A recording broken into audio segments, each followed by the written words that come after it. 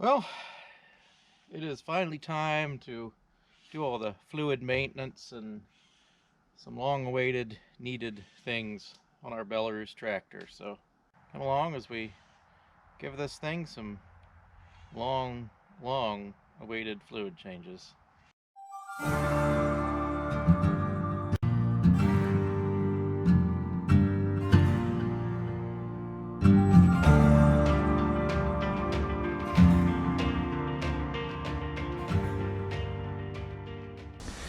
Now, if you're unfamiliar with these tractors, there is a kind of rough way to tell what date it was made.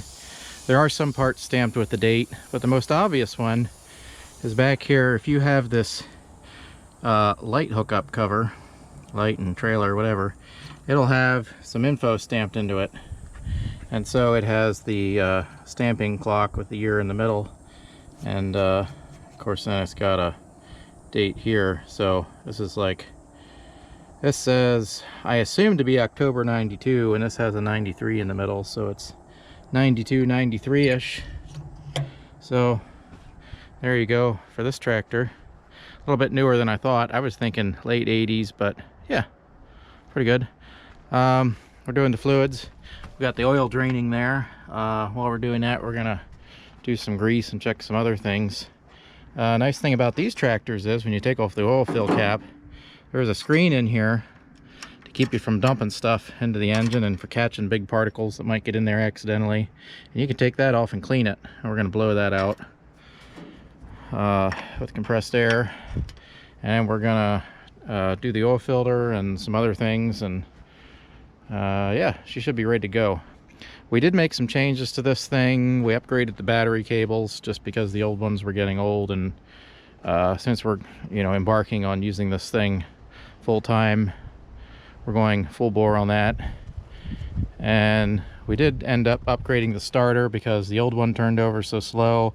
It was just a pain to start when it was cold. You had to give it 2 or 3 tries, sometimes 4 or 5 tries, and it just didn't want to turn it over with the compression release. Once you hit the compression release, it would just bog down and not want to catch and spin over. So replaced it with this gear reduction starter, which are much better in some regards. They've got aluminum parts, the other one's all steel, and so the metal parts probably won't last as long, and it's got a smaller solenoid on it, but it's not not an expensive thing, so we did that. There's your battery, positive battery cable. We upgraded that, replaced the battery terminals. So let's give this thing a little bit of service. One of the many things I like about this tractor is here on the side of the L housing, there's this cover. And if you pull that off, you can access your clutch linkage. And you can see in there, maybe, there's a Zerk fitting for grease for your throttle bearing, which, is really, really, really nice. So make sure to grease that every once in a while.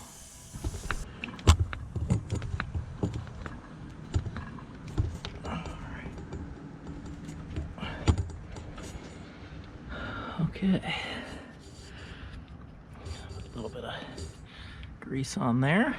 Basically, while the oil's draining, I'm just going to go around and grease all the fittings I can find on the steering gear and on the back. And a lot of moving parts have grease Zerk fittings. It's pretty much cut and dry. Just look for a fitting, and when you find one, grease it.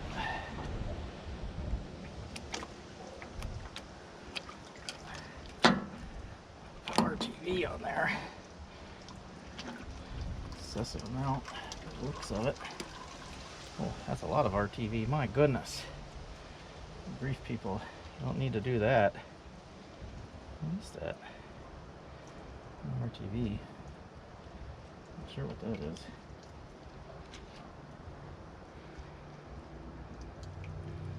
That's supposed to be in there? Yeah, wow. Never seen that before.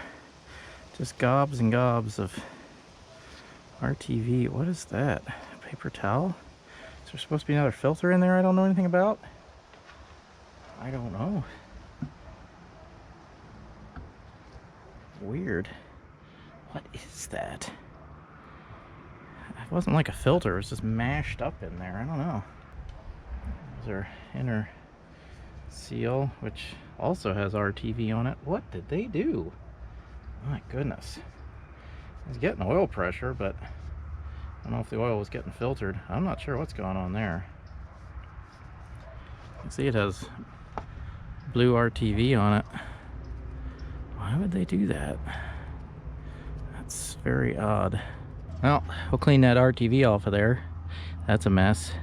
I don't know if they just didn't get a new gasket or what, but we'll take a look at that and we'll clean the canister part. Well, looking at all that RTV, I'm a bit worried about what we're going to find in here exactly, but this is not a centrifugal filter. Okay. If it's not a centrifugal filter, why are we using a cartridge filter? It ought to be a centrifugal filter. I don't know if they ever use cartridge filters on these things. Well, look at that RTV. Look at it. My goodness. Well, I don't know. It's got I don't know.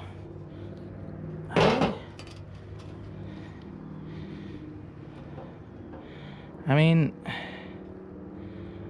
okay, it's horribly dirty. It's got some of that stuff in it, whatever that paper towel or whatever we pulled out of there. Oh boy. There's our upper seal, I assume. I don't know. I think we're gonna have to... I don't have one of those, so we're gonna have to find one of them and order it, I guess. That's odd.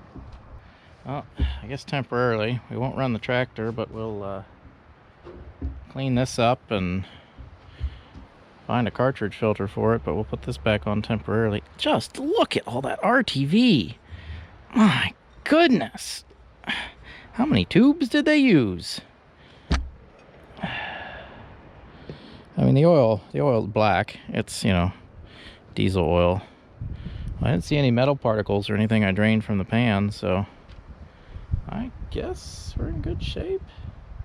As far as your air filter goes, there's a pre-cleaner up here on top. Just undo this wing nut, take this initial screen off, and then you can take this off and you can clean the pre-filter, which basically just works by, you know, swirling the air around and junk gets caught on the outside. So at least that's I assume how it works.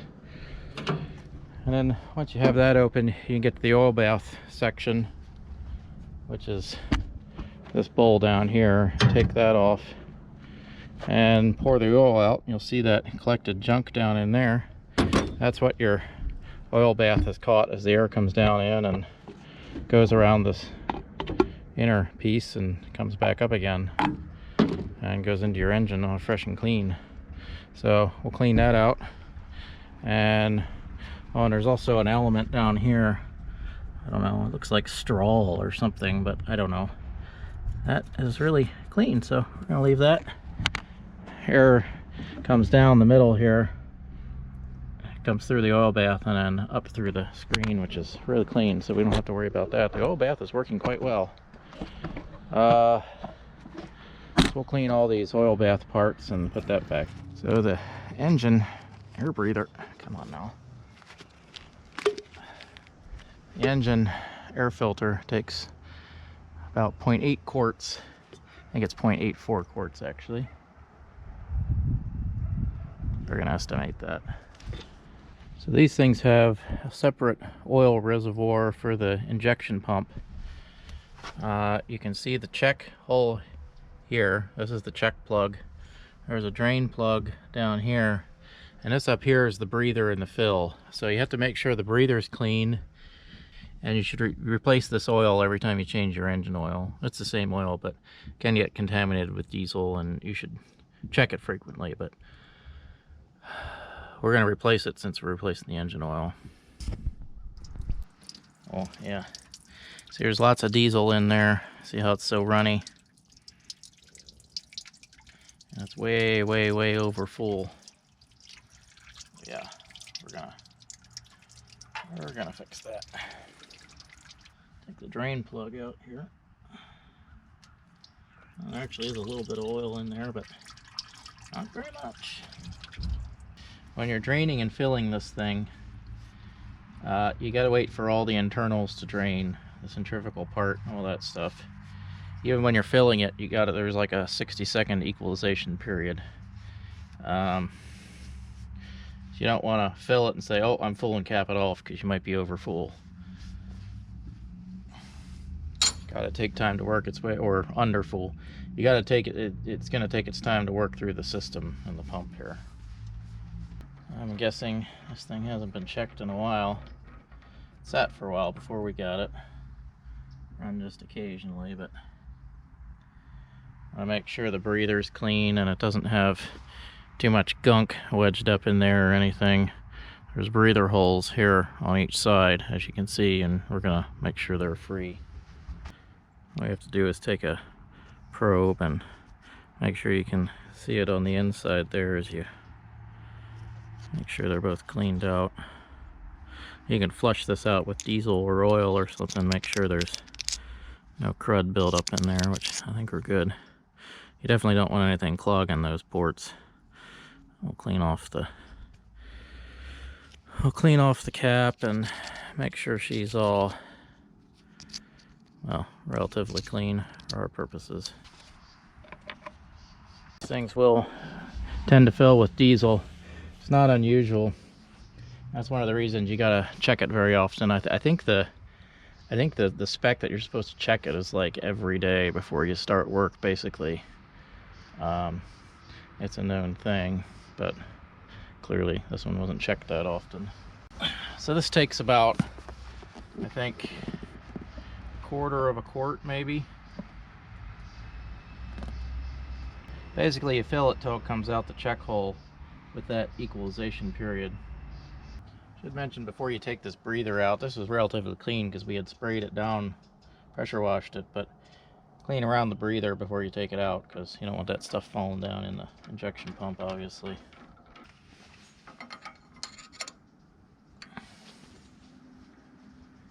And that's it for the injection pump. Well, till next oil change. Now for the transmission, my manual says there's supposed to be a check plug, well, right there. And as you can see, we got a little bit of a problem because there's no transmission level check plug there. But I'm thinking maybe on this one you're supposed to use the fill plug as also the check. This is the fill plug, or at least it's the fill plug in the manual. I don't know. We're gonna take that out. We're gonna see what happens. Hopefully lots of water won't come out.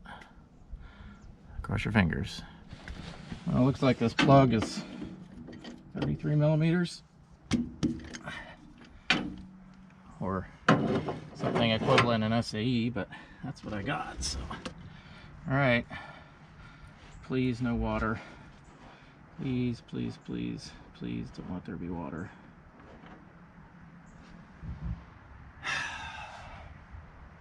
I got a milkshake. Definitely a milkshake. All right, it's clean and flush time, people. I was afraid of that because of the way the shifter boot was in bad shape. Ew. Oh, that's bad. Bad. Oh, my goodness. Just, yeah, it's not good. Not good at all. I'll clean this up. Other than the sludge on there, it doesn't appear to be just too awful, but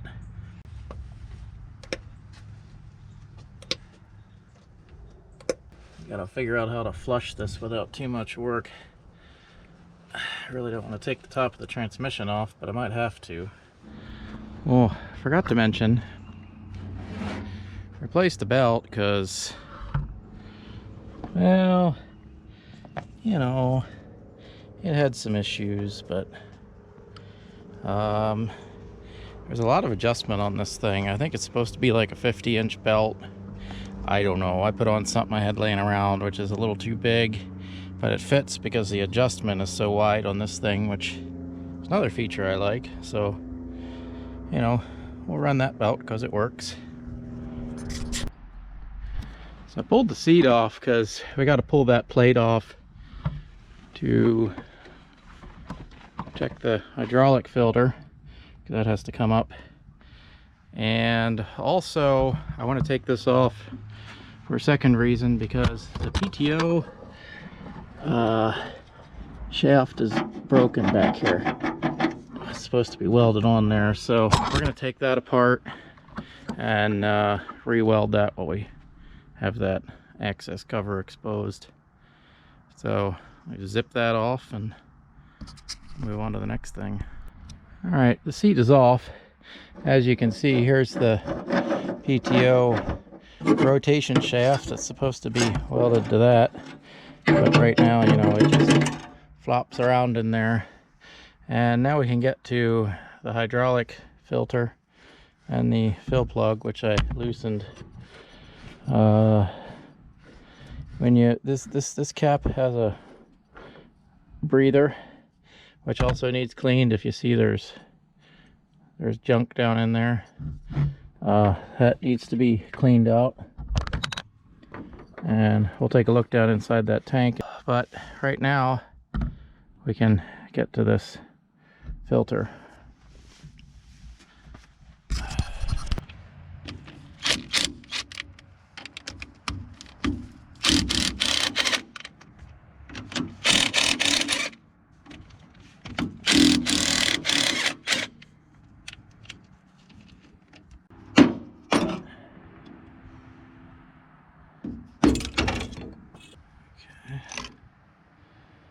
As you can see, there's a good deal of stuff collected in there. I don't think this has ever been off. There's crud down in there. Looks pretty good down in there, so that's good. We've cleaned the discs. Basically, this O-ring comes off, you clean the discs, and then you put them back on again. There's an O-ring in there, and there's an O-ring there that kind of clamp them together, and then obviously the spring keeps them.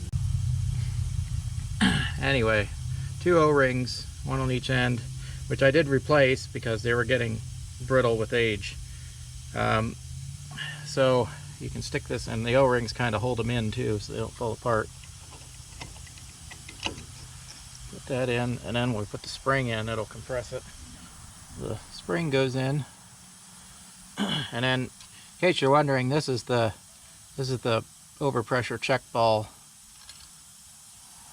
That's not the right name for that, but you get the idea. If I can get away with reusing that gasket, probably. Should I? No, but I will.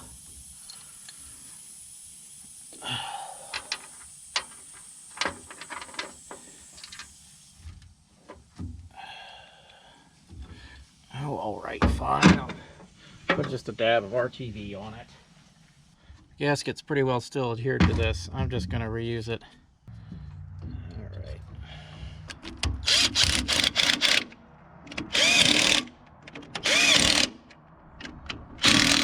Hydraulic tank on this thing, I just use regular engine oil, which is convenient.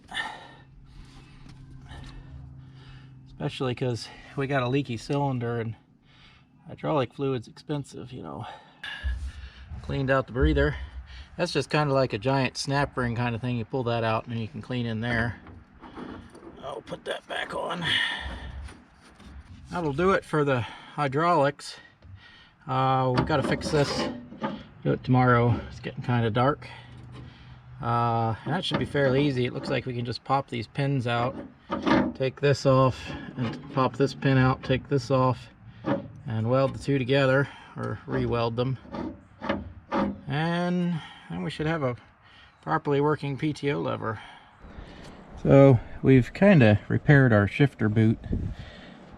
This is flexible adhesive, and the goal here was just to make it waterproof, so we don't want that water getting back into the transmission. And you know, I think we've roughly accomplished that, so I can put that back on and move on to the next step. Now we got the PTO lever re-welded here, so now it actually works like it's supposed to.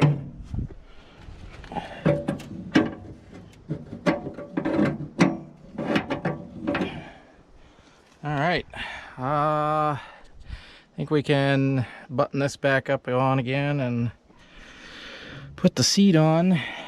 So as far as the oil filter goes, this is a Wix 51151. It's the same size requirements, probably even a better micron requirement. I'm not sure because Belarus doesn't publish that spec exactly. Since this is a canister filter, they probably didn't, you know, I guess these are later years only, the canister filters, and they're less common. Anyway, the only place I could find an actual filter was from the Ukraine, and I don't feel like waiting 2 months for it. So I cross-referenced the specs and basically just got a really high micron rating on it. I don't know what this is, but you know, it's decent. I'm sure it's as good or better than the Belarus filter. So that should work. And when you order it, comes with the replacement ring, so you don't have to gob RTV around here like the last person did. I think this ring is a little big, but we're gonna make it work. Anyway, we set this filter down and then we'll make it work. Hopefully it'll fit down in there with the RTV. I did take the old one out. There's an old O-ring in there. Don't forget to put these top and bottom rubber seals on your oil filter. One goes in the top of the lid there. I don't think there's an up and down on these things. It's just, you know, whatever works.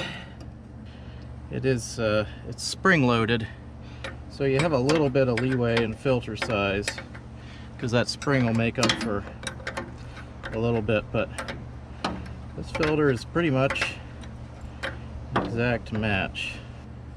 Make sure when you do this, there's 2 copper gaskets, one below the main screw and one below this port takeoff screw on top,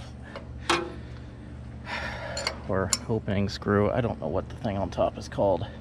Anyway, if you leave that loose, you'll get filtered oil out the top of the filter because that screw goes down through the center of the canister. I don't know why it's there, or maybe some engines or some versions, maybe the centrifugal filter has a port there. I don't know. Anywho, we'll see if it leaks, but if so, we'll just tighten them down a little bit more instead of gobbing RTV on it like the last person. That's your answer if you can't find a Belarus canister filter for your 250AS. It's a Wix 51151. There are others that meet that criteria, other brands other than Wix. It's really hard to find because a lot of companies don't have canister filter cross-reference catalogs anymore. They just want you to enter your make and model, and that's it. They don't have any cross-reference by size or anything. So for those of you out there who can't find a canister filter for these things other than Ukraine, that's your answer. And my goodness, did it take me a long time to cross-reference that.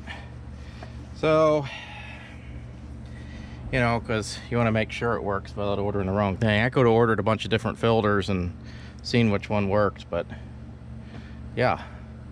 Okay, so I think the next stage is to fire this up and make sure it doesn't leak.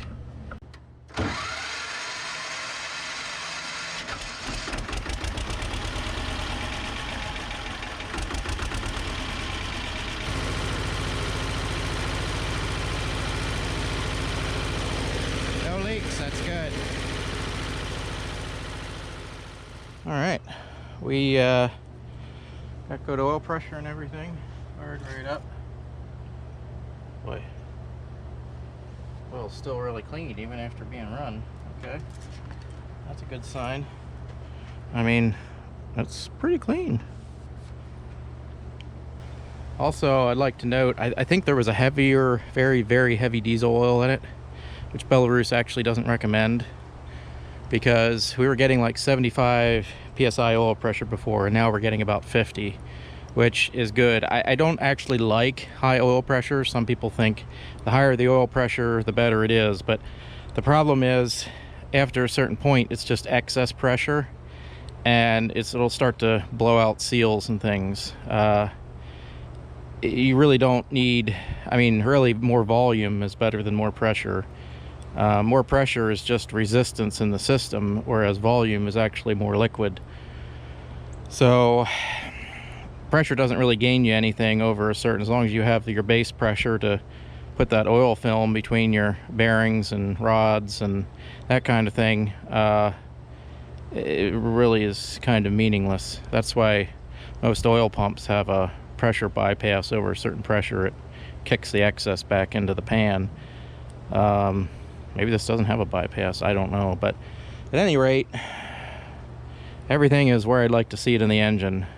So now that we have the engine going, we can hopefully wash and cleanse the transmission, which we're going to do. I'm going to put in some, I don't know, probably some detergent ATF I have laying around, and hopefully that'll clean it out a little bit. We'll just run it just briefly, ever so briefly, to just cycle it through the gears and get everything kind of washed down. The alternative is to rip off the entire top of the transmission and pour it over it, and I'm just not too keen on that. It's already been sitting here a long time, just kind of draining, so a good bit of it should be down in the bottom. So we'll drain it, whatever's accumulated down there now that's left, and then we'll fill it with some detergent liquids, and then we'll just kind of cycle it forward and back to kind of run it through the gears and kind of spray everything down, and then we'll drain that, and then we'll put in some actual proper gear oil, and then if that still looks milky or whatever, we'll drain that, we'll put in some more gear oil. But I'm trying to, you know, save costs and use as little new expensive gear oil as possible, so that's the plan.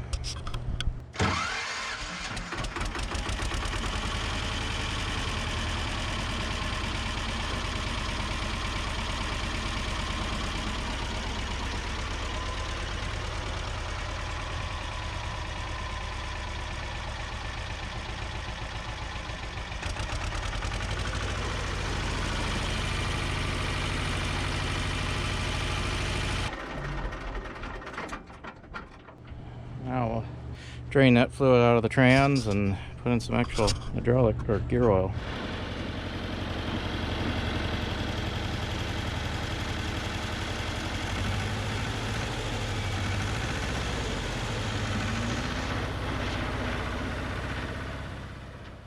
Well, we got the old Belarus maintenance up, and we got some things fixed that needed fixed.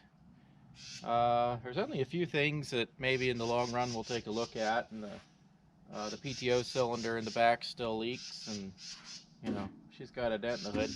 Honestly, I tried to pop it out real quick, but honestly this metal's so thick that, you know, it's hard to do, so, you know, adds to her character, I guess. But for now, she's ready to rock and roll. So thanks for coming along, and if you want to see more of this thing, feel free to subscribe, like, so you see anything that comes out in the future, and of course feel free to comment. We appreciate it, and it helps the channel. But thanks for coming along on this one. We'll see you next time.